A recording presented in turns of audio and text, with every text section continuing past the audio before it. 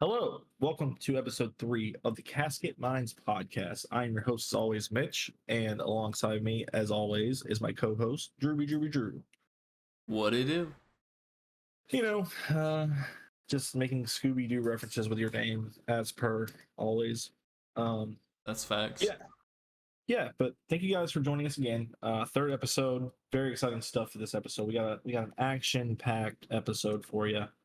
Starting with the topic of the show, which is going to be our Summer Game Fest predictions. Now, if you do not know, Summer Games Fest kind of took the thunder from E3 a few years ago now. Once Sony left, it kind of became a shell of itself, and then COVID happened, so the in-person event aspect went away. Um, it basically died. Then COVID killed it, and then Jeff Keighley, the mastermind behind the Game Awards and several other projects, stepped in and basically brought us E3 digitally, but now it's in person again, and I believe it's in LA. On top of it's also in some theaters, which is pretty cool. Um, I think seeing Summer Game Fest in a theater would be pretty rad. What do you think?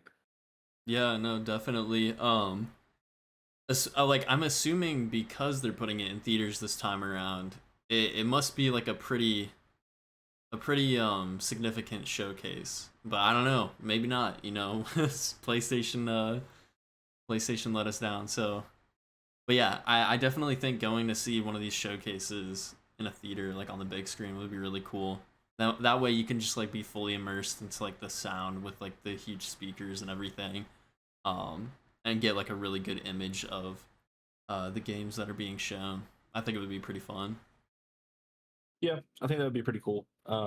As people who aren't working in the video game industry but make a podcast about video games and the industry at large, we also live in North Carolina and we are nowhere near LA, so we will not be there in person. But we will be here to chat with you about what is announced and shown and displayed next week because it happens next Thursday, which, as of this recording, is 1 week out at 8 p.m. East Coast, West Coast time. I believe it's 8 o'clock. Uh, it's usually like a 2 hour, maybe 3 hour with the pre-show. I can't confirm that. I'm gonna look that up in a second. But just to give everyone a heads up. But it is Thursday. I believe it's 8 o'clock. Um, it is gonna be pretty big for your indies and your third party AAA titles that aren't your Sony's, your Xbox, your Nintendo's. Though there is a huge, and when I say huge, I do mean huge, um, graphic that they always put out of the partners for the event. So Activision's going to be there. Amazon Games is going to be there. Bandai Namco, Capcom, CD Project. If you're unfamiliar, Cyberpunk and the Witcher devs. PlayStation, Xbox's logos are there as usual. Techland is apparently going to be there, which is interesting. Maybe some DLC for Dying Light, maybe. Maybe. Netflix's logo is there. Um, Phoenix Labs is there. Square Enix is there. Sega's there. So all your big hitters are there. So yeah, it should be pretty interesting. It's 40 major publishers according to VideoGamesChronicle.com. So it's very exciting stuff. But I'm gonna give you a heads up. I think for my picks, because for the audience, I haven't got to that part yet, but we're gonna do a predictions like we did for PlayStation, but we're doing it a little bit different this time. I'll get into that in a second. But my expectations are realistic because after the Sony showcase last week, I went back and I was like, okay, I need to reset for what Summer Game Fest is. So I went back and I watched through last year's, and it was a good show, but it wasn't as big as I remember it being in my mind. So I've set my expectations lower. That way, I'm more surprised when the bangers are there. You know what I mean? And if it isn't, then I Yeah. have mild expectations anyway. So yeah, we're gonna get into the topic of the show, which is the Summer Games Fest. We're for the predictions thing that we're gonna do this time. We're gonna do the bookends and then 3 locked picks. So by bookends, I mean, what do we think the game that's going to open the show, the game that's going to close the show, and then 3 picks of games that or things that are going to happen at Summer Games Fest. So Drew, since you beat me last week, and for the record, I just want to let everyone know, technically Drew won, but it's only because they caught me doing steroids, so they put an asterisk beside my win, so they gave it to Drew. But he totally didn't kick my butt and sweep me off the floor. Just wanted that on the record. But since technically you beat me at the Sony showcase, I'll let you decide if you want to go first or if you want me to go first with my prediction. I guess I'll go first then. All right, let's go, champ. Yes, sir. About to be 2-time champ. You know what I'm saying? All right, let's pipe it down.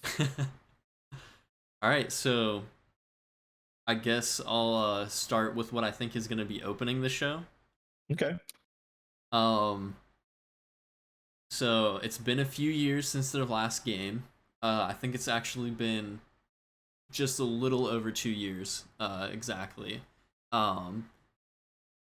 And this studio, and especially the head of this studio, are huge partners with Jeff Keighley. They've got a great friendship. Joseph Ferris, we've seen him at like every Game Awards. He's always like super exuberant and just absolutely hilarious. Yes, I love him. Yes, absolutely. He is the founder of Hazelight Studios.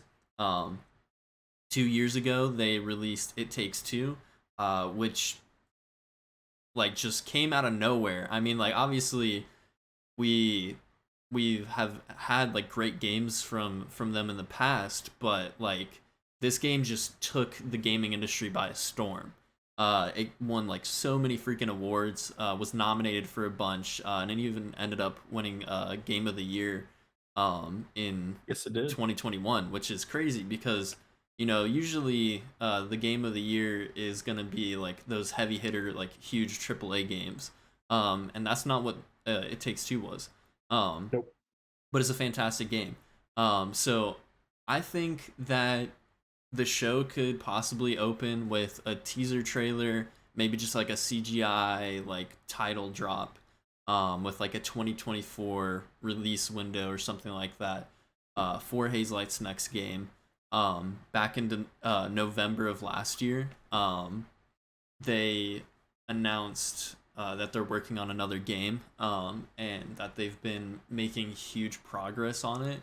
And they did state that it's still like they still have to do a lot of work, but I think that it would be awesome if we got some more Joseph Ferris at the Summer Game Fest, and what a better way to start the show with a game, an upcoming game that's coming from a studio that just won a Game of the Year a few years ago.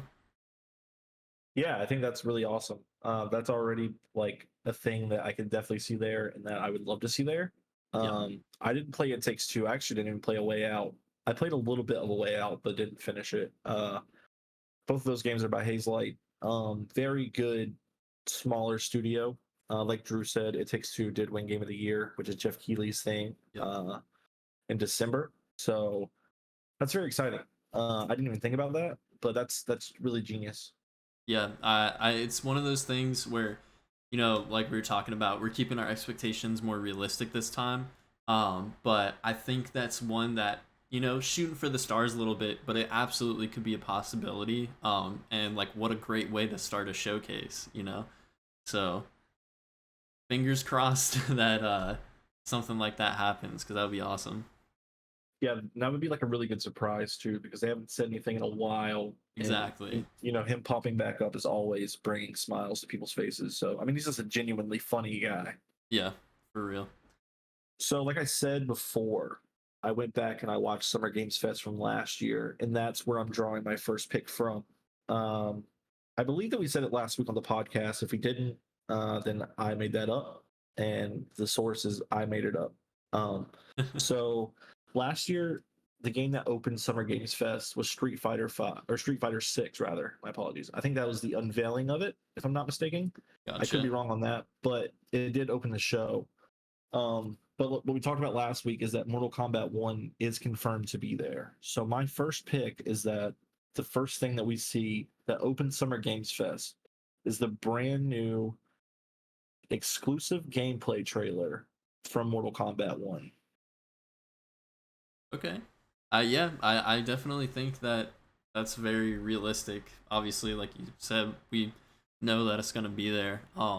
And that I would totally be down for that. That would be an awesome way to start the show. Just start with an absolute bang with tons of gore and like violence and stuff. Yeah, It the would, great it thing would about that is like they're gonna show gameplay, but like they can even open it up with like a maybe not even from the story mode, but you know how like the Mortal Kombat characters they always have like some quippy dialogue before the fight. yeah. They could really lean into like this new universe, different roles kind of thing, and show that, and then the gameplay, and everyone would be Hmm. like, "Yeah, we're in." Yeah, I think that would be awesome. I can definitely see it happening. Um, and like I think the thing that's really exciting about Summer Game Fest and like the Game Awards and like what Jeff Keighley does, he really likes showing off games that are like kind of the future of gaming. You know, Hmm. he likes Yeah, taking a look into the future, whether it's a small indie game or something from a big studio. So yeah, it's exciting that we're gonna be finally seeing some new gameplay from the new Mortal Kombat. I'm a huge fan of the franchise, and I cannot wait to get my hands on the game. yeah, same. I'm very excited to see it, and I kind of cheated because I know that I originally I was gonna like suggest us not pick the games that we knew were going to be there because it's easy points. But the caveat for this was that I said that it was opening the show because we Yeah, knew that Mortal Kombat was there. But I think that because of last year's Street Fighter coming out, and by the time this showcase happens, Street Fighter 6 will already be out. There's no more marketing for it. The game's out. It's sold itself. Now it's time to sell Mortal Kombat to us. So yeah, I'm excited, man. me too. So where are you going to go for your first actual locked in pick? Yeah, so for my first locked in pick, I think this one is super realistic. And it'll tie into a news story that we have later on actually. I think we're gonna get our first trailer for Avatar Frontiers of Pandora. Um, it seems like Ubisoft has this trend of usually showing off like a quick like gameplay trailer of their upcoming releases at like the big showcases, and then saving kind of like more in-depth gameplay at their Ubisoft forwards.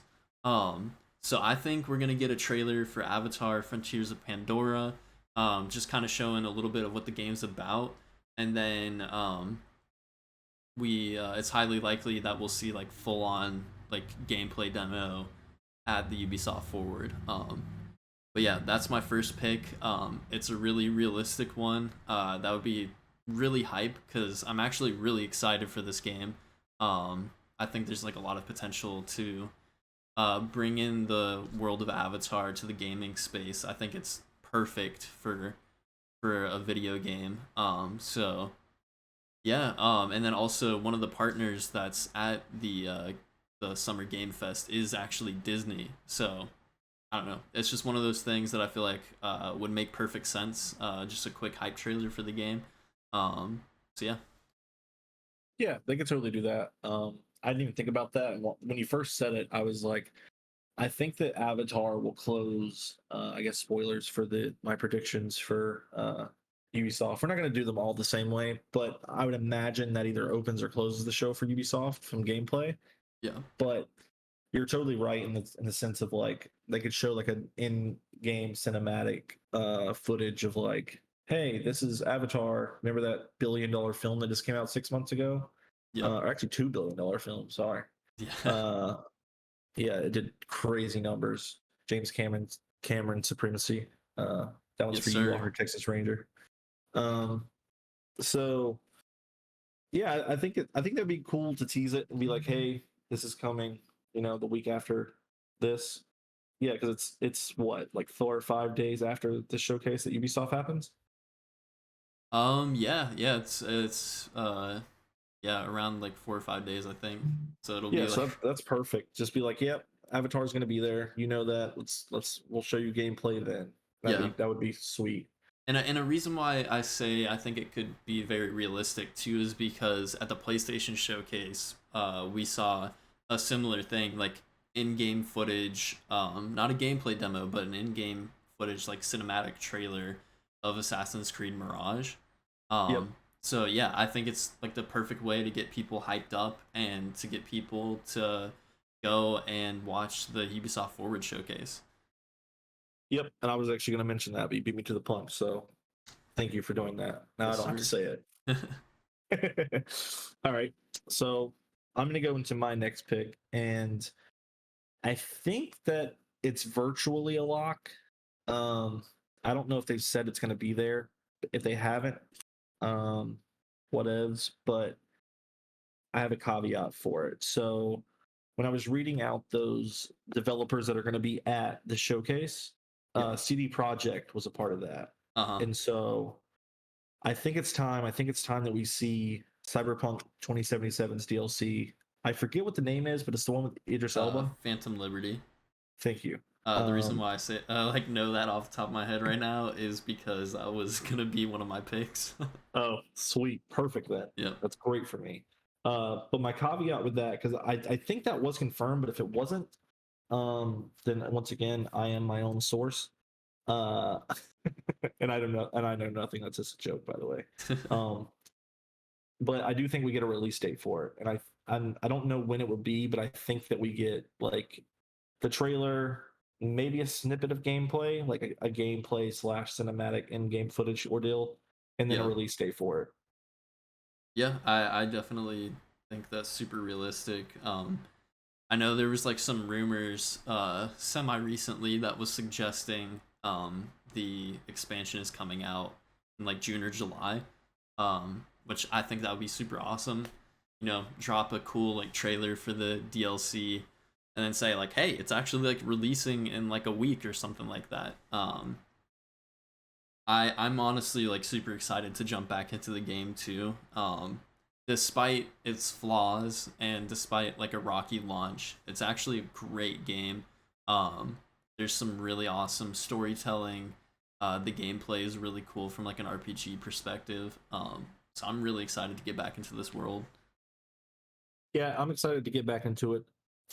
In the sense that I played like 5 hours of it at launch, Mm, and I was playing on the PS5 at the time, and I mean, it just wasn't a great experience. It was 30 FPS. yeah.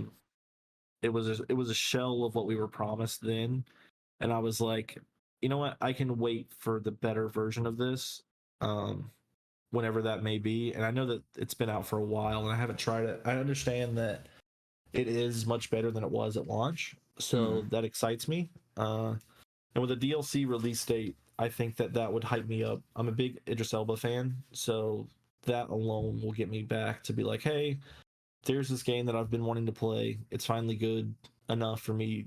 For me, I know it's not like a fundamentally broken game, but I want to play the best version of it when the first time I play it versus replaying it. yeah. Um, so yeah, I think that the DLC could save that game for me, and not like save it in like this dramatic sense, but just get me back to playing in that world. Mm, for sure. All All right, right. Drewby, what's that third? That third or that Yeah, that third second? pick. Well, third pick locked, but second locked Oh yeah, in. yeah, I got you. um, yeah. So I'm actually gonna hit you with another Ubisoft game. Um, Okay. so I think we're gonna be getting a trailer, like a teaser trailer, no gameplay, maybe a little bit of in-game footage, like they did with Avatar for its first trailer, or like in engine or something like that. Yeah. I think we might get a trailer for Ubisoft massive Star Wars project. Um, again, Disney is going to be one of the major publishers at the Summer Game Fest this year. And we've seen Jeff Keighley, have games like Star Wars games in his showcases before. We've seen it at the Game Awards. There was that one Star Wars game. I think it's called like Star Wars Eclipse or something like that. That's Yeah, being developed by the Quantum devs. Dream. Yeah, yeah. I can remember their name. Yeah, it's the people that did the Beyond Good and Evils, Heavy Rain, and Detroit Detroit. Become Human. Yep, that's Yep. right. So yeah, I think you know Disney's there for a reason. Like, I don't think they would just be showing like one game. It makes sense if they had multiple. And it's been heavily rumored that this Star Wars project that they're working on is going to be releasing um in like the first half of 2024. Hmm. So I think that would be super awesome. I really want to see what they're working on. And sure, maybe they would save that for the Ubisoft Forward.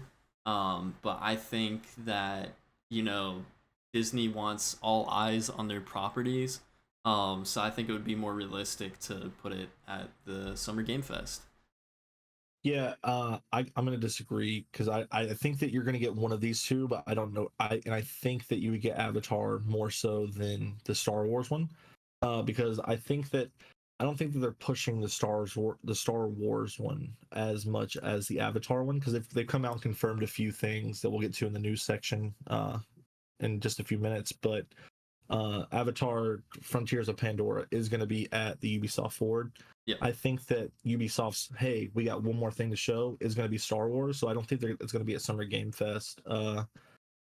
Mainly because of the thing that I have predicted at the end. But listen, I would love for this to be that because yeah, I don't think it's unrealistic. I think it's going to be one or the other. I don't think they'll do both because Ubisoft has to sell their own showcase. Um, that's fair. whereas like so my next pick is a big publisher that normally has an E3 showcase but doesn't this year. Um, and the reason why I think that it's there is because EA kind of like spreads even though they don't have the conference, like they'll have something they had that like I said in the breakdown episode, I'm gonna forget this game after it's not being shown to me. Immortals of Avium, is that it? So yeah, something like that. So I think that like EA is gonna show something. It's gonna be like boom, boom, boom, Xbox Summer Game Fest, and then Sony. I think the same thing for Ubisoft. I think that Ubisoft will be like, hey, I think that Star Wars would more likely be at Xbox because you want Avatar to really breathe in this weekend, right? Yeah, When it's when it's shown, you don't want to take the spotlight away from yourself when it's not your own conference. That's just like my line of thinking. Um, yeah. but I think that it is possible, but that's seems like too much hype, and after I'm burned from Sony, I can't accept it. That's very fair. um, so yeah, like I was saying, my third or my I guess my second locked in pick, but my third overall pick is that at Summer Game Fest, since EA doesn't have a proper EA Play, which is also the brand of like their like subscription service. That's really weird. I don't like that. Yeah, That's really bad. But what do we expect from EA? They're not geniuses there. Um, I think that we're gonna see Dragon Age, and I think that we see gameplay. I think it's been long enough of teasing. mm, Um, I believe that it was pre-pandemic when they announced this game because I think Greg Miller from Kind of Funny was hosting the EA Play of which when they announced this or last talked about it like at a showcase. So I think that it's time to see that gameplay, and I think that with the rumors of it being like the over-the-shoulder, like God of War stylish combat, plus like controlling the other guys and whatnot. Um, yeah, I think it's time to see Dragon Age because I could see that game being the big 2024 release from EA. yeah, And yeah, I just think it's time, and I think that it's possible it could be at Xbox, but I honestly think that we're going to get less third party stuff from Xbox because I think that this year is going to be like Xbox throwing their games at us versus a ton of third party. I agree. Um, and that's just because they have so much on their plate. They have so much to show that they've been teasing for the last 4 to 5 years. And yeah, I think that last year's showcase showed a lot of third party, and well, I guess a couple years too. They've been doing that, but Mm.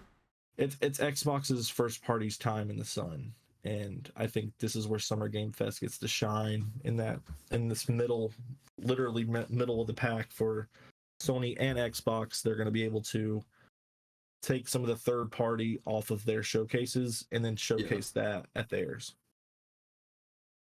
gotcha. Yeah, I think that's a realistic, uh, definitely a realistic approach. Because I know last year it was sometime there was some leaked gameplay footage actually of Dragon Age. So I think like the game is moving along pretty well. Mm-hmm. So I definitely think it's time to show it off. And that would be sick. I am not like a huge fan of Dragon Age, but that's just because I haven't played them all. But I did really like Dragon Age Inquisition. Mm-hmm. Um, and so I'm definitely excited, especially since I'm a BioWare fan. I want to see BioWare kind of make a triumphant comeback. They had two misses with Mass Effect Andromeda, and then back to back with Anthem. So I'm really rooting for BioWare, and I hope Same. they come out swinging with a win Yeah, I mean they desperately need that, right? for sure. Funnily enough, just for a side tangent, I was reading an article, or maybe not an article, but a thread rather on Twitter yesterday of someone who worked on Anthem, Yeah. and they were talking about it was kind of like this Twitter trend yesterday of devs being like, quote, tweet your worst game on like Metacritic or OpenCritic or whatnot. What you're basically just like praise, give your good games praise, but give your bad games like acknowledgement as well. Um, and one of the Anthem developers were on that, and they were saying that like they had like 2 years, I think, to make that game. Mm-hmm. And if anyone's unfamiliar with game development, 2 years for a massive AAA video game is n- basically nothing. That can be almost just be pre-pro time, Yeah. like pre-production time. And they had to get that game in a playable state with a games as a service model, so the EA can make their money, Mm-hmm.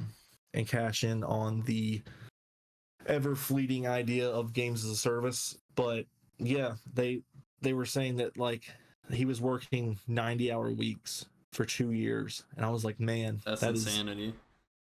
it legitimately is insanity.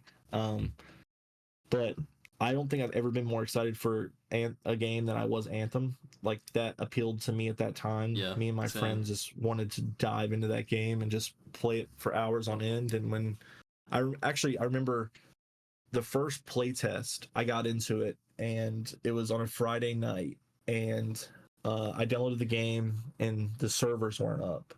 I tried that for like 3 to 4 hours, and eventually I was like, psh, whatever. Um, and I actually started playing Kingdom Hearts 1 for the first time ever that night because I was like, I'm going to try something new. I'm in the mood to play something new. And then I ended up Yeah. binging that and beat the entire thing in a weekend. So that was very cool. Nice. Yeah, so that was just a quick little side tangent on Anthem because I saw that yesterday and it was kind of relevant. Yeah, Yeah. don't force your developers to make games they don't want to make in very short amount of times. Otherwise, it will Agreed. fail. Yep. At Redfall. We'll be talking about that extensively in just a little bit. Yep. Um. So yeah. Since you already took Cyberpunk Phantom Liberty, my next pick. This is just something that I quickly kind of came up with since I was scrambling a little bit, but You're welcome. yes, sir. At the Game Awards last year, Oh, you we do it. we saw a trailer for a game that nobody knew what it was. All right, like if you knew what it was, I'm sorry, but you're lying. um, it was the most confusing trailer, and then the title dropped, and I'm like, excuse me. There was a new Transformers game announced called Transformers Reactivate. It's being developed by Splash Damage.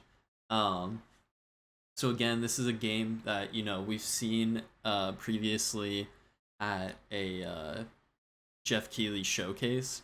So I don't think it's unrealistic for it to be shown. And last year, whenever they announced the game, they announced that there was going to be a beta test sometime in 2023.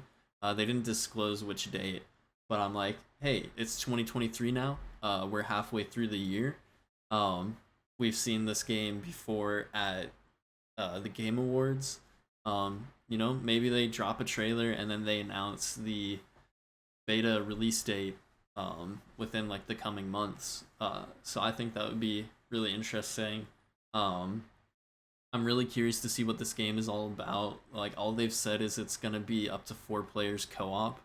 I have no clue what kind of game it is. Like, they haven't said if it's like a first-person shooter or if it's a third-person shooter or something entirely else. I don't know. It like, again, it was just like a really weird announcement that just kind of came out of nowhere.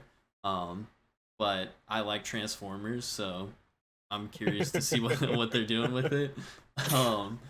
And also they've got the new Transformers movie coming out, so maybe that could be a cool way to like kind of tie that in and get the Transformers hype going. Yeah, that movie comes out next week, by the way. I didn't know that. Yep, it comes out next week. I saw one trailer for it. I actually went to see Stalker from Andrei Tarkovsky yesterday, not last night. And that trailer played before it, and I was like, huh, that's an interesting thing to sell to Tarkovsky fans, but Yeah. you do you, Alamo.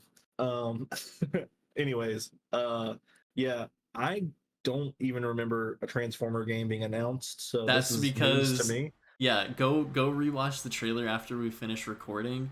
Cause I remember when I was watching the Game Awards, I was like, what is this? Like, I could not figure it out. And then it ends with Transformers Reactivate as the title, and I'm like, huh? So yeah, Interesting. And that was announced at Summer Game Fest? it was announced at the Game Awards Oh, 2022. the Game Awards. Yeah, Okay. yeah. That makes a little bit more sense, but like even then I got the B-roll like on my other monitor, and yeah, I don't recall seeing this whatsoever. Yeah, it was just one of those announcements that was like, huh? Speaking of announcements that make me go, huh? Uh so there's several insiders that came out after the PlayStation showcase and said that they have personally seen things and heard things that they know is true, that they expected to be the showcase and they weren't. One of those being a part of that NVIDIA leak that these games are being ported or coming to PC within the next few years. And so far, games like Horizon, Days Gone, Returnal have all been a part of this leak, and Mhm. they have been confirmed at different times to be coming out because Sony likes to schedule their things. And I believe it was yesterday or the day before yesterday. Insomniac announced that they were doing, or they were with the help of Nexus, I believe is the team that's helped porting this. Gotcha. They help port Spider-Man to PC. They're helping put Ratchet and Clank on PC for the first time ever. It's never been PC legally, of course. Mhm. And they're putting Rift Apart almost 2 years to the date on Steam. But another one of those games that were on the Nvidia leak, apart or not apart, but along with uh, Rift Apart, was Demon Souls. Mm. Um, and I've been thinking about this a lot, and Bluepoint wasn't at Sony showcase, and Sony is going to be at this showcase in some capacity with their Yeah. logo. And I don't think it's going to be big for some reason. I They're would gonna love let for us it to down be. again. Yeah, that's my fear. And if you didn't listen to the predictions, or not the predictions, but the breakdown of what happened, our second episode essentially, we got breaking news while we were recording that the Last of Us multiplayer game got downsized in staff and not put on the back burner, but they cut production by a significant amount, and we don't know how long the delay will be. There was no date or window or anything. We were told that we were going to see more this year. And actually, Summer Game Fest last year, what closed it was Neil Druckmann, the game director of the Last of Us games, came out and they announced The Last of Us Part One. They brought out the cast of the Last of Us TV show, and they showed us like oh, I'm blanking on the word, like key art, Yeah. yeah, of the Last of Us multiplayer. It's just like a screen, like an early screen grab, uh, and said that we would hear a lot more this year. Mhm. We were expecting it at the Sony showcase, didn't happen, so um, yeah, not great. But I'm not expecting something that big from Naughty Dog or like any of Sony's big dogs. I guess pun intended, if that's a pun. I don't think it is, but I'm going to take half credit for it anyway. So I think that Sony's involvement is just that Blue Point has either helped or just Blue Point's creation is now being ported to PC, and then we get a release date probably September-ish. Okay. Yeah, it's not exciting necessarily, Yeah. except for PC players. But who cares about Sure. PC players? We're Yeah. PC players, Exactly. by the way. Um, I mean, it's cool. It's not what we want, but it's Demon Souls on PC. That it runs better. Cool. People that don't have PS5s, cool. I mean, Yeah. I do think that's gonna happen. So that's my last lock Yeah. in pick. That isn't the end of the show. If Demon Souls does go on a PC, man, the community who's pushing for Bloodborne to be put on PC are going to be pissed off. Myself included, by the way. Yes, absolutely. Bloodborne deserves more love. Um, It's my favorite from Soft game. same. I never beat it. I haven't actually finished any from Soft Game, but I put a lot of hours What? into all of them. That's actually pretty impressive. Yeah. But yeah, I love Bloodborne. The gameplay is just super fresh. And the art style, the world is incredible. It's super unique. Um, but yeah, that's just Yeah, kind of going on a side tangent right there. yeah. That game came out when I had a lot more free time, and I got the platinum trophy in that game. Nice. Almost broke a controller or two because of it, because you have to do these things called the dungeon chalices or yeah, dungeon chalices, I think. And there's one where it like basically gives you one slither of health, and you Mm, sometimes like the normal ads, it's like a 2-hit death, but yeah. most times, and especially like your bosses, it's like a 1-hit death, so you can't get hit. Jeez.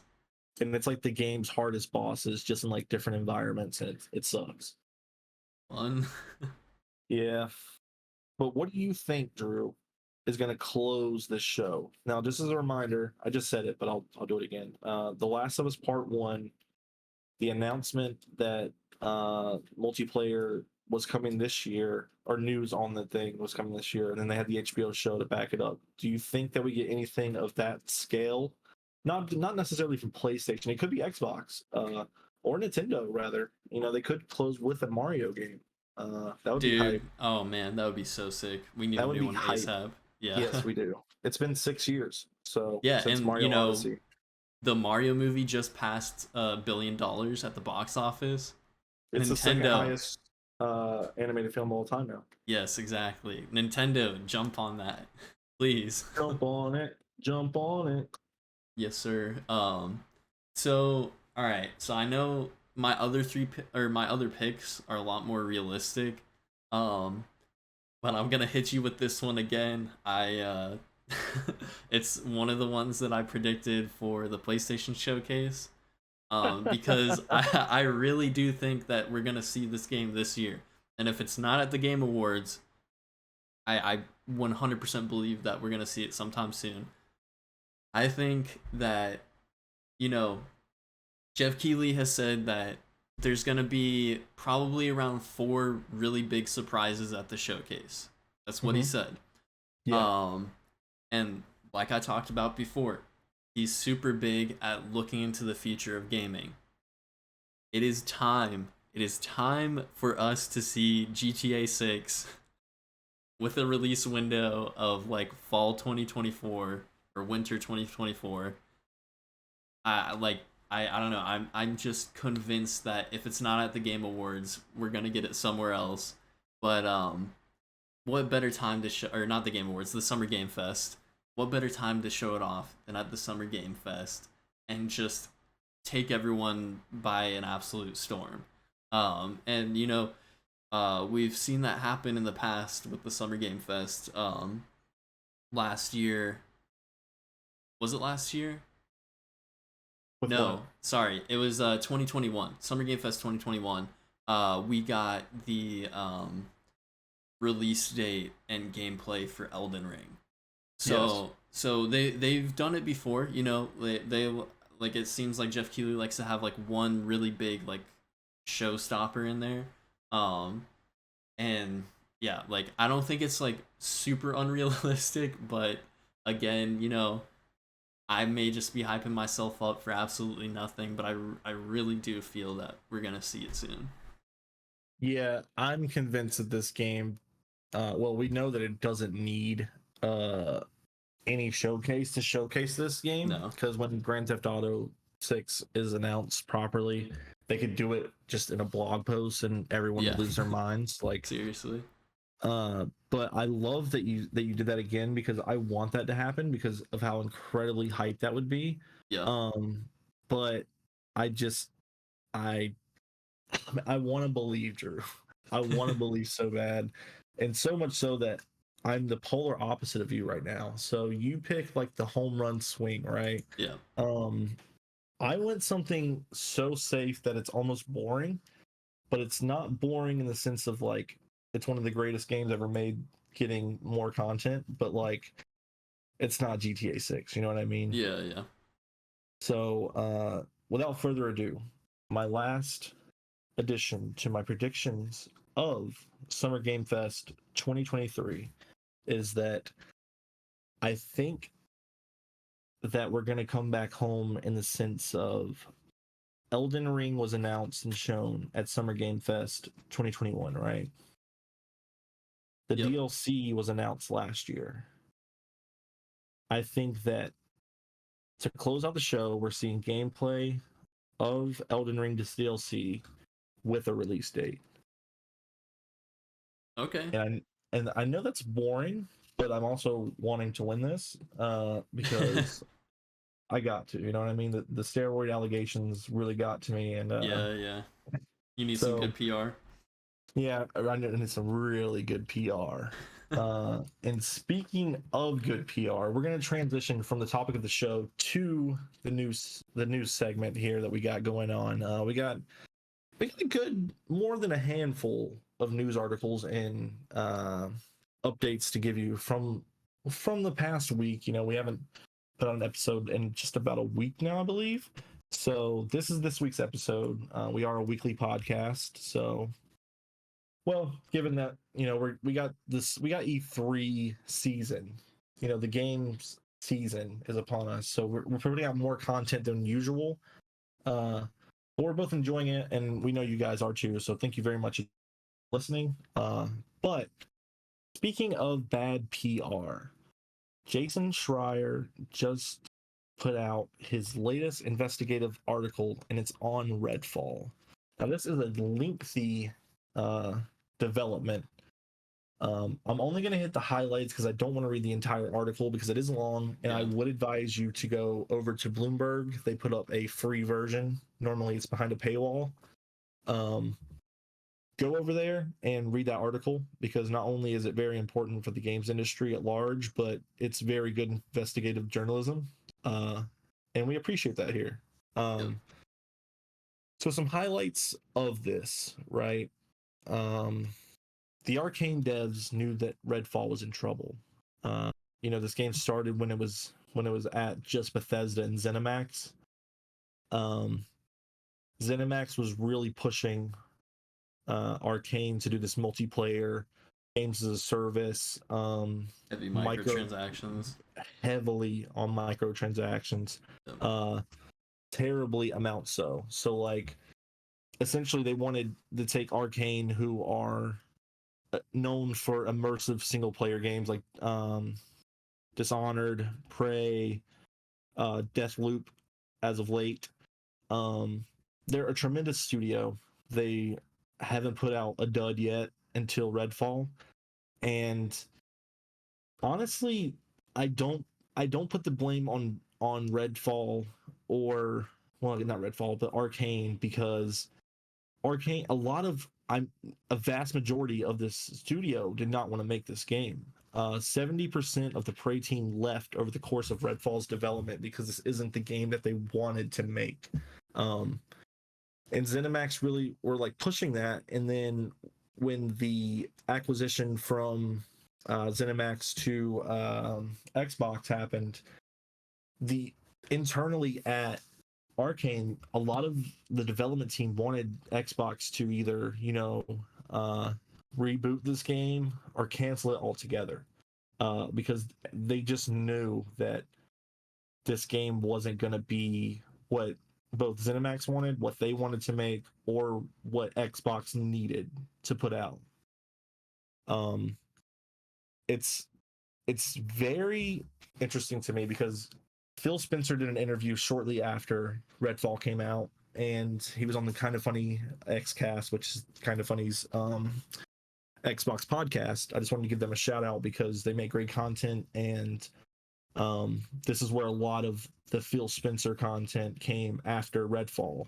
But Phil Spencer said that, with most of your big games, even like smaller games at the big publishers, they have an internal team or like a third party come in, play the game, and give like, not fake, but like internal reviews, right? And on the Xcast, Phil Spencer said that those internal ones didn't reflect what happened when the game came out. He said it kind of missed the mark. It was a lot lower than we expected, and it genuinely makes me wonder how they thought that this game wasn't going to be dead on arrival. Yeah. I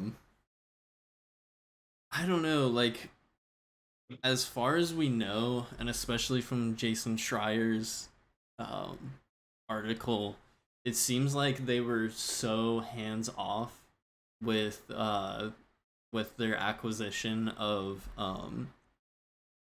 ZeniMax and Bethesda, that, I don't know, it doesn't seem like super unrealistic that they didn't really know. They probably did know that it wasn't gonna be a hit or anything, I feel like. But just from what I've like read and like researched, it seems like part of the deal whenever they acquired Bethesda was that they were kind of just gonna let Bethesda do their own thing. So I don't know. I don't think it's like super unrealistic that they didn't really know that it was gonna be like an absolute massive flop. Just because it really seems like Microsoft was super hands off with the production of the game. Yeah, I'm gonna jump in there just real quick because I Okay. want to say, like, you're totally right upon like the Xbox thing of like when like Bethesda is a well-run ship. Yeah. But if you know anything about gaming, Bethesda is one of the biggest publishers there is. Arcane even is one of the best publishers that Bethesda is under the Bethesda umbrella.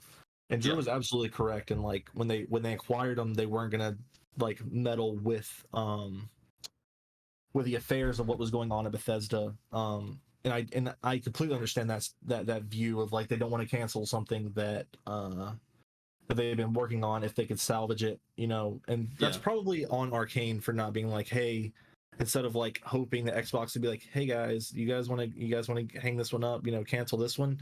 But for like the insider metrics thing, like that's not necessarily Xbox's thing. That's like more like these people that aren't a part of the game have come in to play the game, and like even if they were getting sevens, that's almost 20 points higher than what Redfall Yeah. ended up at.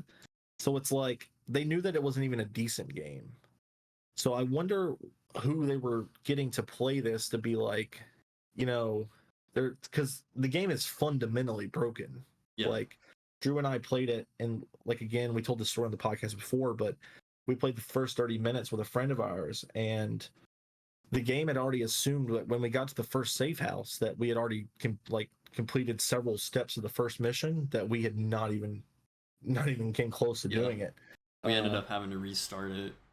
Yeah, it's insane. So I'm wondering how, and I get that like games launch broken all the time. That's the 2023 state of the industry, but this one is like a next level. Like, hey, this Yeah. isn't even fundamentally good. Like, it should not have been released, and I don't think it needed to be canceled, but Xbox totally like.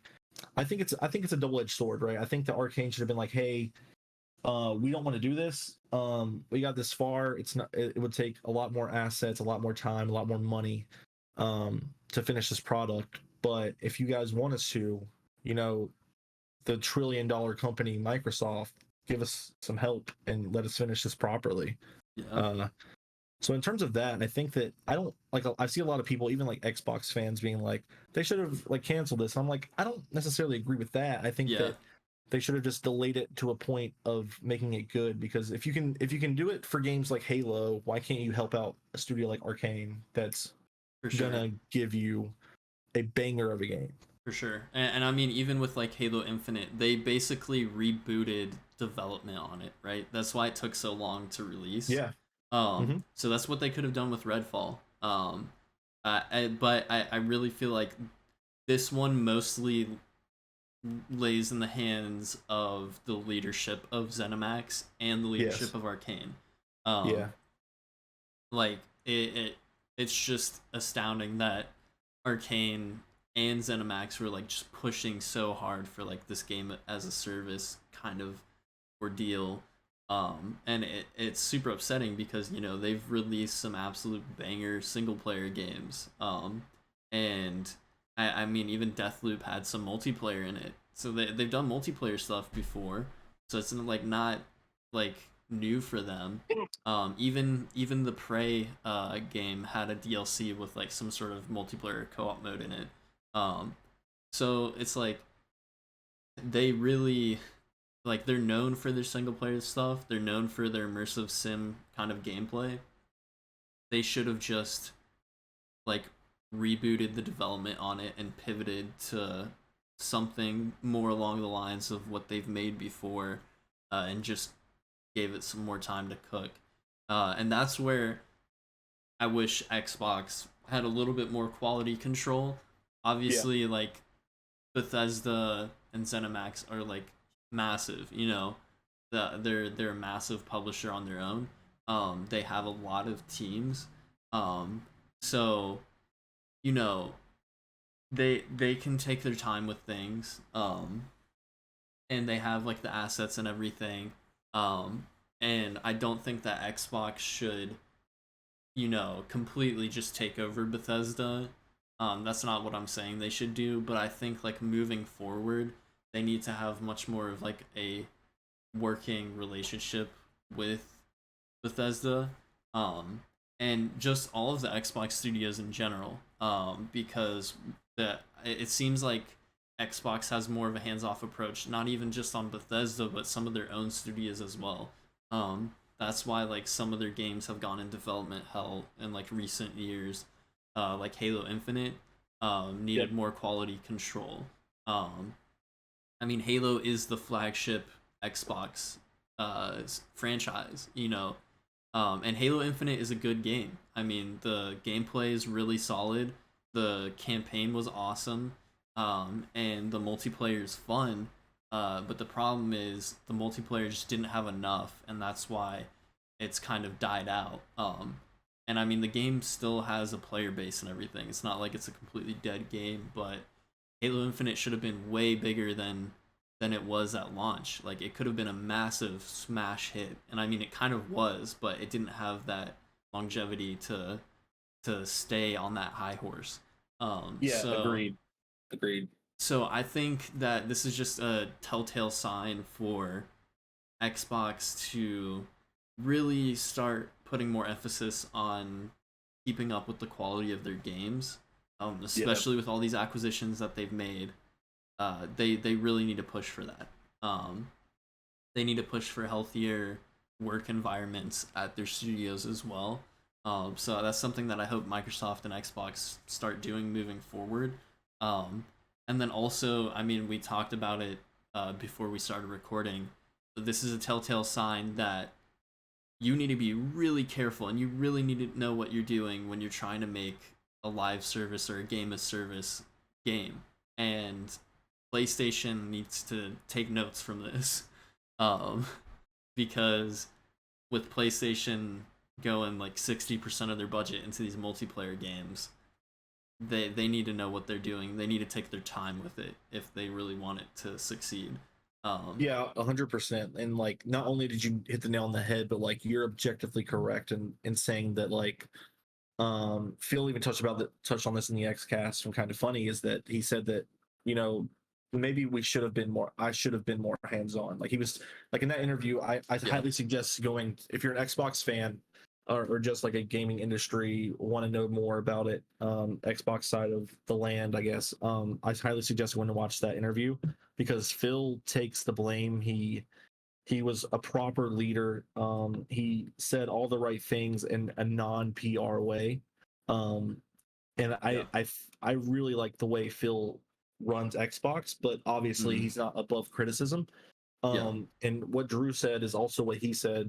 They're kind of echoing each other, but in a positive way of like, you know, we wanted these studios that have been proven to just come in and make what they want to make, but they could have been under the assumption that Redfall was a passion project, versus like our previous owner were like, hey, make this game for us. So I don't think it doesn't all fall on Phil, right? It does fall on Xbox as a whole because it is an Xbox studio now. It came out Yeah. under the umbrella of Xbox. But just, you know, just to create a healthy work environment. And like, I'm not saying that it's toxic or anything, but just be like, I want studios to be comfortable enough to be like, if we don't want to make this or we don't think that this is going to be the quality of not only us but you, and something that the fans want to play, because conceptually I think that Redfall is great. I think that there's a great potential for that game and IP. I just don't think that I don't think that the people at Arcane could realize the vision that they didn't really have. It was ZeniMax's vision. First and foremost, they were trying, and Jason touches upon this in the article, which we'll have it in the description of the YouTube. We might even link it on all of our socials anyway, so that you can go read it, because I do think that it's very important to read this article, just to get every bit of the juicy details that Jason brings us. But yeah, I think that you're spot on with, and especially with the Sony stuff. Again, Xbox, like you can learn from Xbox and Bethesda, more so Bethesda, chasing a trend that already kind of like evaporating isn't a good idea. Games as a service is dwindling. You know, the extraction multiplayer game is coming in, like it's in right now. By the time the Sony games come out, I'm not trying to make this another Sony podcast, or beat the dead horse, but yeah, just be careful what you're doing, because not everyone wants an extraction multiplayer. You showed two at your showcase. A lot of your production is going into that, so I mean, just be careful. Yeah. And I think that I would love to know if Sony has put these developers in a similar situation of like, we want them to make this games as a service, live service ordeal, and Mhm. if they want to do that, it'd be interesting. I guess we'll find out soon enough. If it's bad, I'm sure we'll hear about it sooner rather than later. But if it's Yeah. good, who knows? But yeah, that's there's a lot of juicy details in that article, and we'll link that. But we'll switch gears for now and go into. I guess we'll keep on the same train of thought, but with Sony in the good way. So, Insomniac confirmed, I believe it was last week. I think we touched upon it on the podcast that Spider-Man 2 is not co-op. Yeah. And today they have confirmed that when you're in the open world, just doing miscellaneous activities, swinging around, you can instantly transfer from Peter to Miles at the click of a button. And that was a creative decision, so that when you're in a mission, they crafted the story to make it, it's catered to Miles, it's catered to Peter, it's catered to both of them. Uh, and just their story, you're not going to just, if you're playing as a Peter Parker story mission, you don't want to transition to Miles, obviously, but Yeah. where it's applicable, um, they've made it both characters playable in the open world. I think that's very, very cool. Yeah. I also read earlier that it was a day one decision to not make Spider-Man 2 a co-op game, and I appreciate that because there was a heavy amount of rumors suggesting that it was going to be a co-op game. Um, Yeah. I honestly like it could have been like maybe that's what they were originally planning, and then they like decided not to. Maybe, but well, they said they come out today and said day one they decided not to do that. So like, maybe it was just like an idea, Yeah, but ever since they started making the game, it's not been anything co-op, so we don't have to worry about like broken mechanics or anything like that. for sure. You got anything to add about the Spidey? Um, one other thing, in the same article, um, they were talking about that the open world is like getting massively expanded, and we kind of saw a little bit of Yes. that in the gameplay. They're adding Queens and another location that I'm blanking on for some reason. Um, and according to this article, I guess the game is going to be the open world will be nearly twice as large as the first games, which is really exciting. Yes. Because in the past we've had a lot of Spider-Man games where the city is exactly the same. Like there's no differences. There's no added locations or anything like that. So it's really exciting that they're actually like expanding on the city. Um, and that just gets me like super hyped because it's not just gonna be, you know, oh, it's just Spider-Man again. Like it's the same world. Like no, there's gonna be fundamentally like different and like big changes to the open world, to the gameplay. And even though it's a direct sequel, it really seems like they're doing enough to like really warrant a sequel. You know what I mean? Yeah. Like it's gonna be kind of like how God of War Ragnarok massively expanded on God of War 2018. It's not just Yes. like a simple direct sequel. No, it's like there's a lot of differences. So I'm really glad that we're gonna be getting that with this sequel. Um, Not that I didn't think we would. Like obviously, like I think Insomniac has proven their worth multiple times. So I like yeah, but hearing all of this gets me really excited.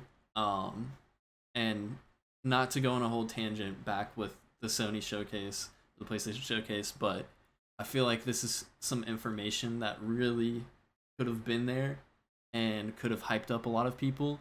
I know it certainly would have hyped me up a lot more. Um, but yeah, that was just a quick little thing I had. Yeah, and you touched upon something that's very important. A lot of people did worry that this was going to be very similar to because we've gotten 2 games in this universe, right? We got Spider-Man the original on PS4, and then we got Miles Morales. Yeah. And Miles wasn't drastically different for gameplay wise, but it was enough to warrant the game, I believe, in the story. Yeah. So a lot of worry was into like the location of New York and how big it would be. Would it feel too similar to Spider-Man 1 or Miles Morales, even because Miles came out what 3 years ago at this point.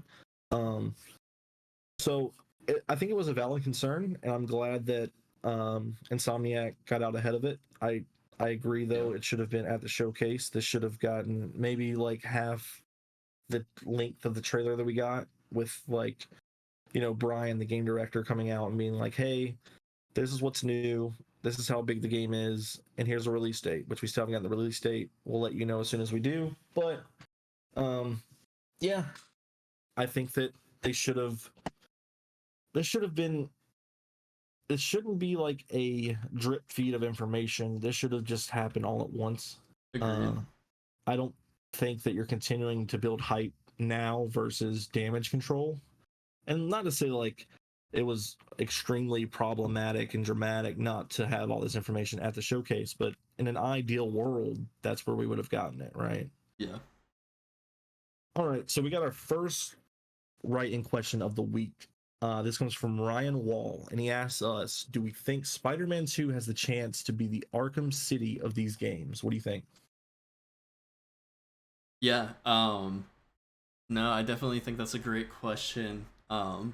Because the Spider-Man Insomniac games does share a lot of similarities to how the Arkham games are structured, like especially with its gameplay.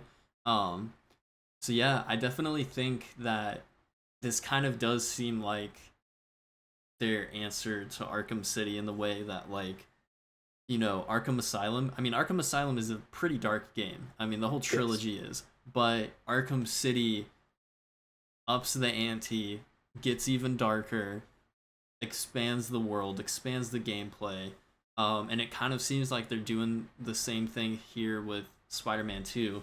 I think that this could be like the definitive one in the trilogy if they're making a trilogy. Yeah. And it's super exciting that they're making an adaptation of Kraven's Last Hunt. And I know they've got a lot of surprises in store. Because like even back with Spider-Man 1, we didn't even know who the main antagonist in the game was until the game came out. Like all of the marketing focused on Mr. Negative, and he wasn't the main villain. Just to jump in, weren't they like teasing the Sinister Six for the longest time? Like, wasn't that the last trailer we got? Was Peter fighting the Sinister Six? Yeah, that's right. We got a teaser of like Scorpion, Vulture, Rhino. So yeah, that's something like those characters can easily show back up. And I know that they're gonna have a lot of really cool surprises in store for the story.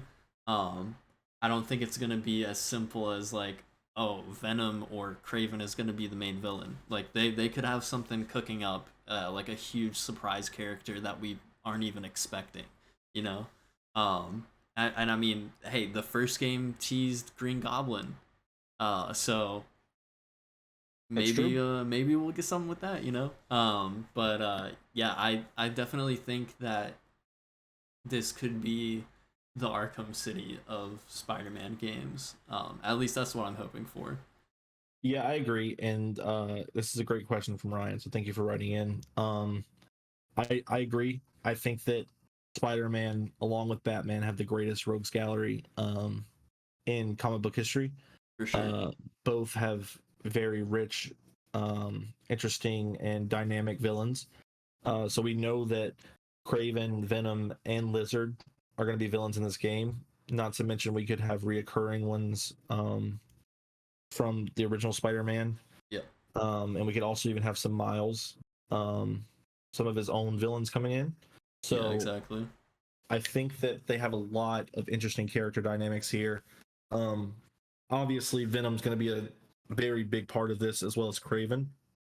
But there's no telling what else Insomniac has up their sleeve. They're not going to show you their hand. And like you said, Green Goblin was teased. So do we see him this game, or do they wait for the third game? Because I do think that this will be a trilogy. I think Sony wants most of their games to be a trilogy. The only reason that God of War wasn't was because they originally were going to do a trilogy, but they decided to make Ragnarok one big epic long journey, and I think the game benefited from that. For but sure. I think for especially like comic book things, and like I just love trilogies in general, so I'm really rooting for that.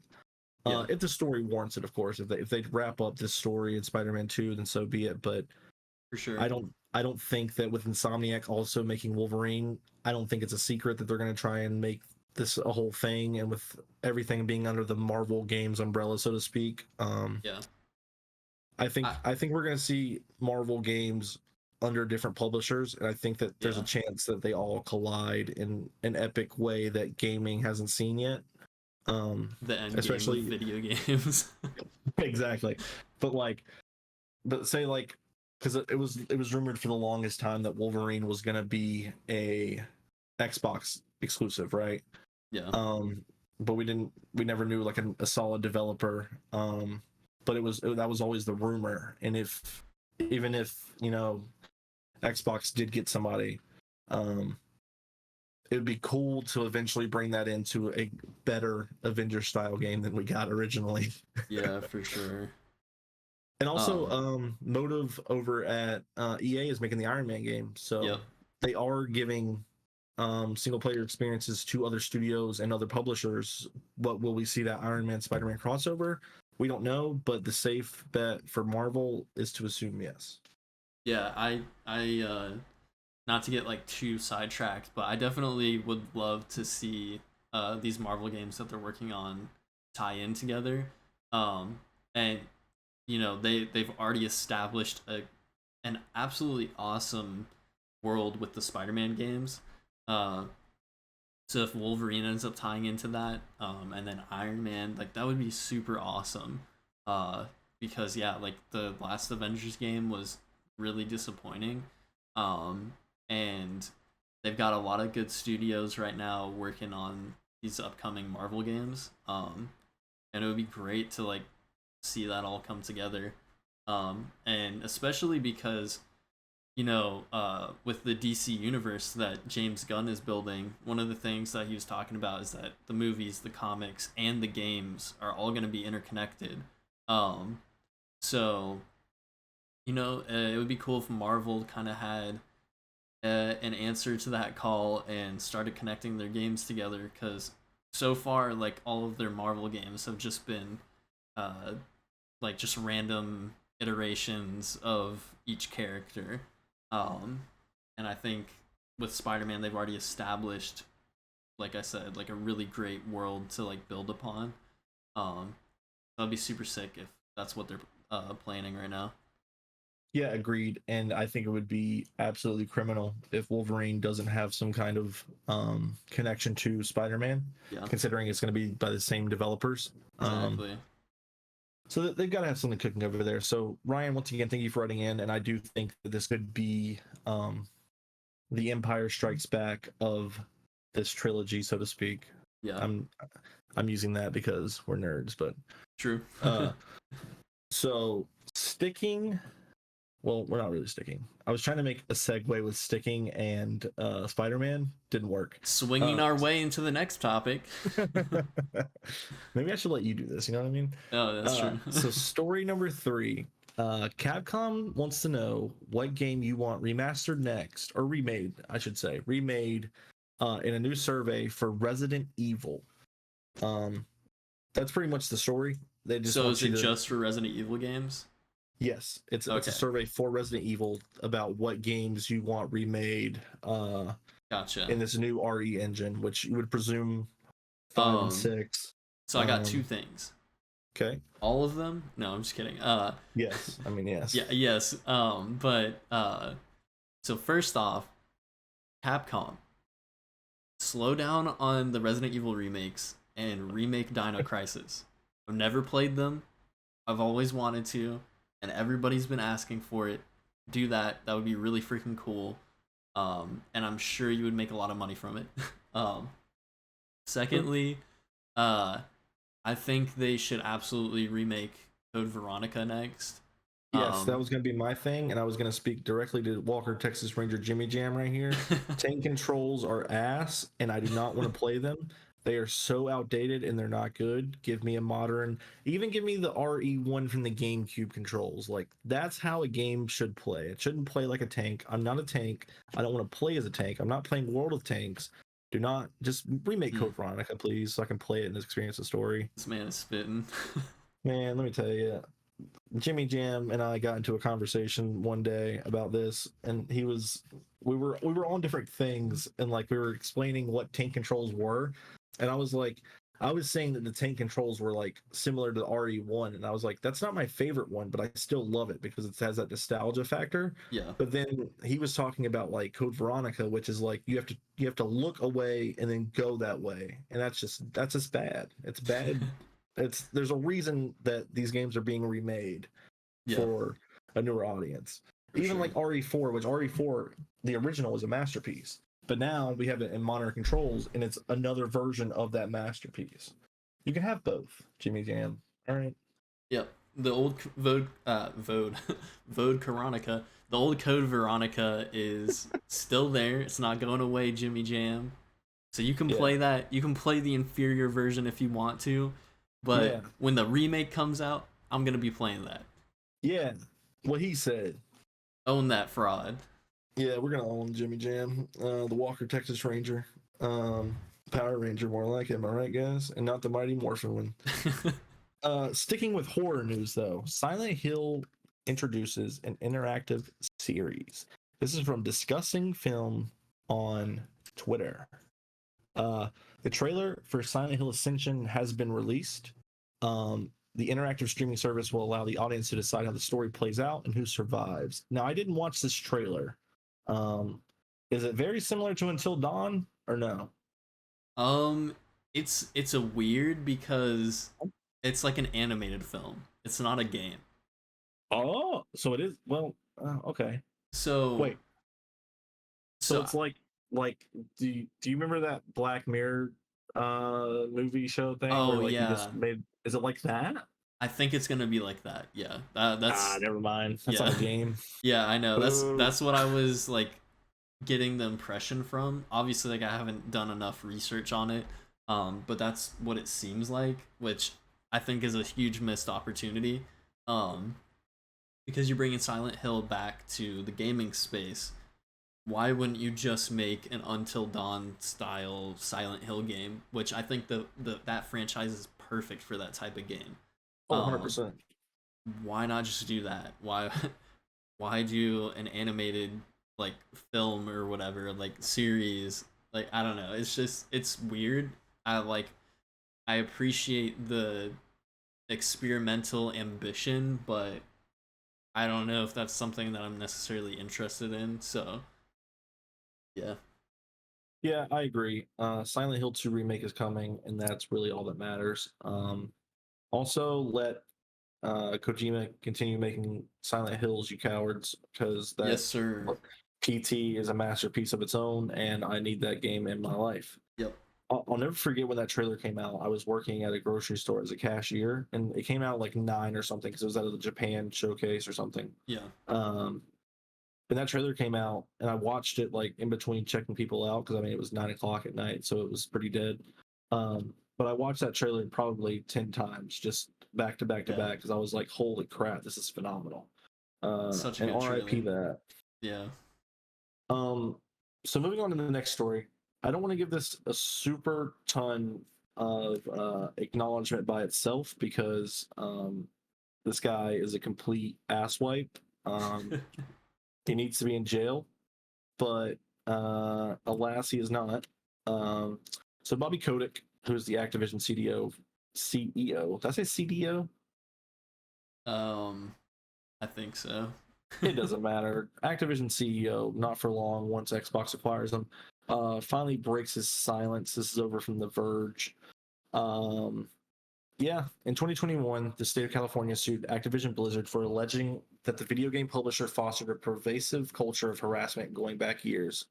Details in the suit spoke of cube crawls, where male employees would get drunk and walk around the workplace subjecting female employees to inappropriate behavior.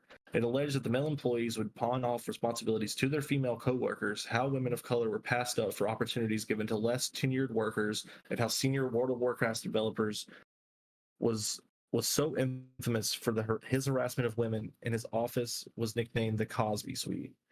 From just that paragraph alone, that tells you everything you need to know about this guy. Um, he's blaming, he's denying the culture of harassment, and he's blaming using unions for the company problems. Um, what a joke! Yeah. I don't want to give this guy a platform, and especially on the platform that we have, even if it is small. Um, if you want to know more about this sleaze bag, look more into it. We can also have that linked in the bio if you want to read more about that Verge article. But um, yeah, terrible human being. And it's not one of these he's alleged and didn't do it. There's enough people where Yeah. he definitely did it. There's full on proof. Yeah, and the fact that he's still in office is a joke.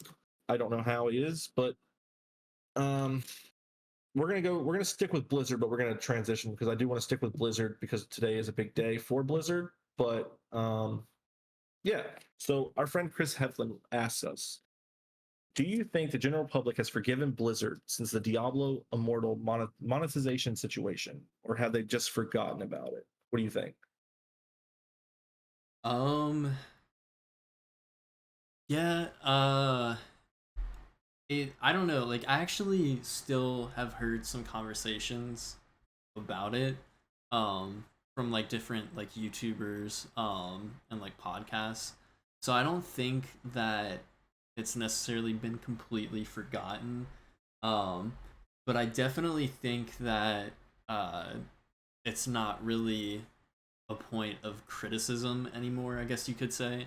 Um, Blizzard has kind of, I mean, with Diablo 4 like coming out, actually, June 2nd, so as of this recording tomorrow, um, that it's coming out on early access. I feel like Diablo 4 is just kind of gonna sweep it under the rug, um, and Agreed. and yeah, people will end up forgetting about it. Um, Obviously, like it's still a ridiculous thing that they did with the game, and it's gonna be a reference point for whenever Blizzard does mess up again and goes way too hard with the microtransactions. Um, so if you know, let's say in a few months from now, Diablo 4's like first two seasons or whatever, I don't know how long they're gonna have their seasons for. Let's just say like the first season comes out and they just overload it with microtransactions to the point where it's almost pay to win, like Diablo Immortal Mm-hmm. was. Um, like people are gonna get really upset. So I don't think it's something that uh is gonna be forgiven. It's not something that's forgiven, but it'll be forgotten about a little bit because the hype of Diablo 4 is massive. It's getting incredibly great reviews. Um, it's definitely gonna be a game of the year contender. I can already tell you that. It's gonna make huge sales.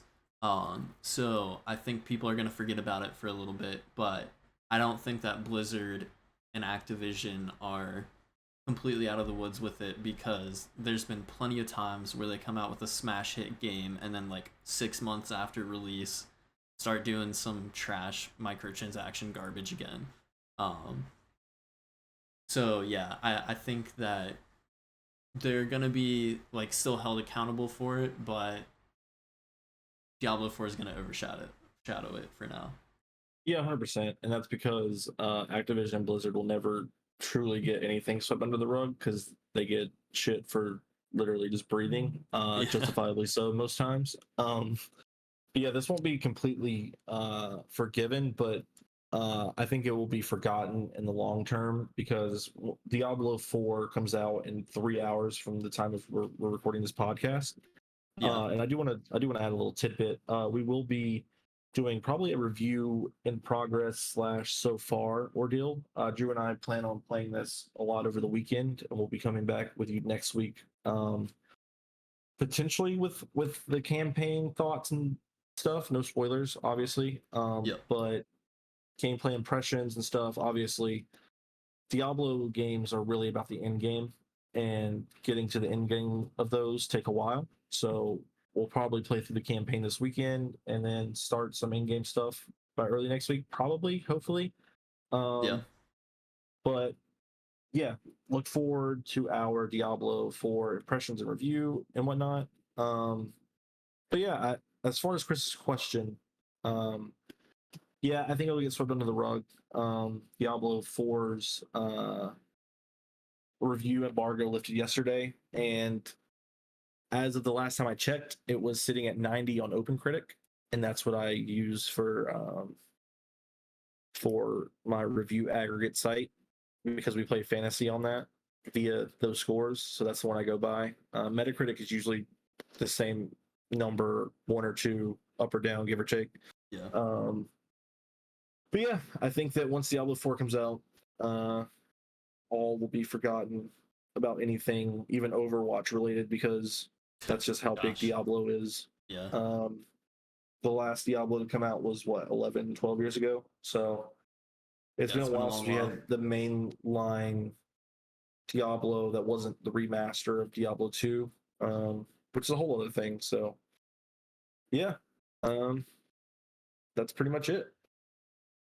So speaking, we've talked about Ubisoft Forward quite a bit in this pod, but I just want to throw this up really quick via Ubisoft. The Ubisoft Forward show is announced. It premieres June 12th at 1 p.m. East Coast time. It's featuring Avatar: Frontiers of Pandora, which is the Avatar game, of course. Assassin's Creed Mirage, The Crew Motorfest. I don't know if that's DLC or if that's a spin-off game or if that's the next Crew game, but that's there. And then just unannounced titles. So maybe they have more to show than we think, or maybe it's just going to be their yearly Just Dance updates that everyone cares about. Dude, honestly, I hope most of the runtime is just for Just Dance. Don't tempt them. They're listening. That's true.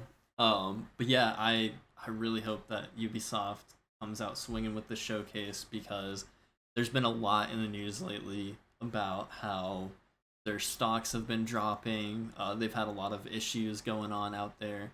So I don't know.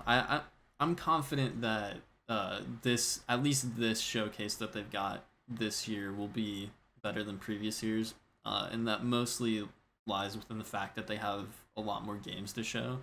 Yeah, because they really haven't had a whole lot the last few years. So yeah, I'm excited to see what they have. And I'm really hoping that we get a full gameplay reveal of the Avatar game, because again, I'm super excited to see what that game is all about. yeah, agreed. That's probably my most anticipated. Well, that's a lie. I want to see what Massive's working on for Star Wars, Yeah, and then for it's sure. Avatar. I don't think that we're going to get anything on Assassin's Creed Red, which is the feudal Japan one, or Hex, which is the Salem Witch Trials Assassin's Creed, which would be my hypest Assassin's Creed, because I think that is that. Well, I know that is totally my jam. But yeah, that is Ubisoft Forward. It's in a week and a half from now. So look forward to that. We'll be doing some coverage before and after that. So look forward to that. I mentioned it earlier in the show. I want to redo it for the PC gamers of the world. Ratchet and Clank is coming to Steam and Epic Game Store for the first time ever on PC, legally at least. And Rift Apart, which is the newest PS5 exclusive. Almost 2 years ago it came out, and it's getting a July 26th release date. Pretty cool stuff if you're a PC gamer. Yeah, I'm sure it's going to play like butter. So I'm personally looking forward to that, because I think that's going to be really cool. For sure.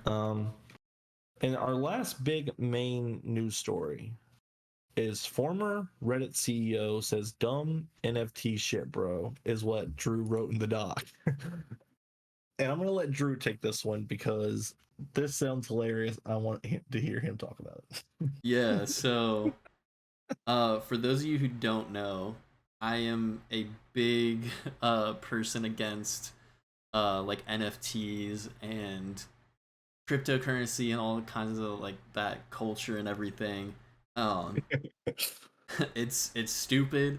Um I'm sorry if you're an NFT bro, like I apologize, but actually I don't. So but yeah, the former founder of Reddit posted a tweet on Twitter that a lot of game developers are responding to, including Cory Barlog, and I loved his tweet um, in response, and I'll read it in a second, but I'm gonna read the original tweet first, coming from Alexis Ohanian, the former Reddit founder.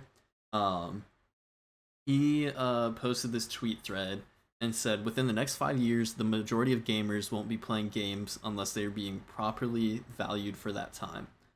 The model is called play to earn, and it will become the standard feature of video games in the future.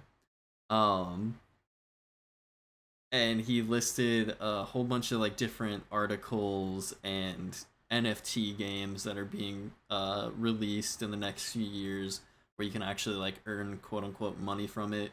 Um, for those of you who don't know, a lot of these like NFTs have been like massive scams, and they rug pull and like just basically steal people's money. So no, it's not going to be a sustainable future. We've already seen game publishers try to do NFTs. We saw Ubisoft try to do it, and it failed horribly. And I'm pretty sure they stopped working on those. So no, like I was just like, no, dude, like clearly this dude is clueless about the game industry and what's actually working for it right now and why it's popping off. And it's stood the test of time. I mean, we're going on what, like 40 years now of gaming, or maybe a little more. And it doesn't look like it's stopping anytime soon. So no, in the next 5 years, people aren't going to be wanting to play games where you earn cryptocurrency. That's just stupid. But I real quick, I'm gonna read Cory Barlog's tweet. There's a little bit of language here, so I apologize for that. But that's a little warning. Cory Barlog, as you know, the one of the heads of Sony Santa Monica studio, he said, "Get the fuck out of here with that scam bullshit. Games are a fun escape. Do not turn them into a job I gotta do. Fuck. Okay, it appears I've already done that to myself. Don't ruin it for everyone else. Let them fucking enjoy something fun, for fuck's sake." This man is spitting facts. Well said. Well said. I don't think anyone wants to play a game where it feels like a job, where you have to grind and money is on the line. And No. and again, there's been so many scams like in that space that I don't see it as realistic. One of the really big streamers right now, Dr. Disrespect, he's developing his own game. He used to be a game developer. He used to be a level designer for multiplayer in like Modern Warfare 2 and Modern Warfare 3, I believe. So you know, he has experience working in game development, and that's really cool. But what's not really cool is his game has a heavy emphasis on NFTs, and it really just seems like a bunch of smoke and mirrors, where he's like, yeah, the cosmetics for this game will be able to be put into other games because of the NFTs, and I'm like, no, that's not realistic. That's just, it doesn't work like that. And he's been pushing back against, you know, like skins in Fortnite, for example, where you only get that in Fortnite. Which, like, you know, microtransactions in multiplayer games, that's a thing. That's like, you can't really do anything about it. But I don't think that NFTs and cryptocurrency are gonna be the move for the game industry, and it seems like most game developers are really pushing against that.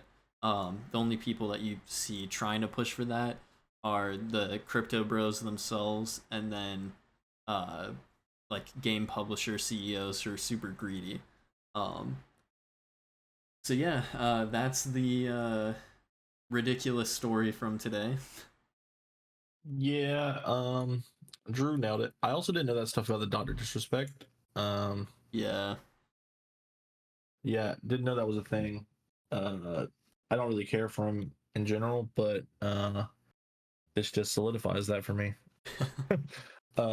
Yeah, and that's gonna pretty much wrap up our show because yeah, we did the Summer Game Fest and we did the news. So Drew and I are off to play Diablo in mere minutes at this point. Um, so look forward to the review there.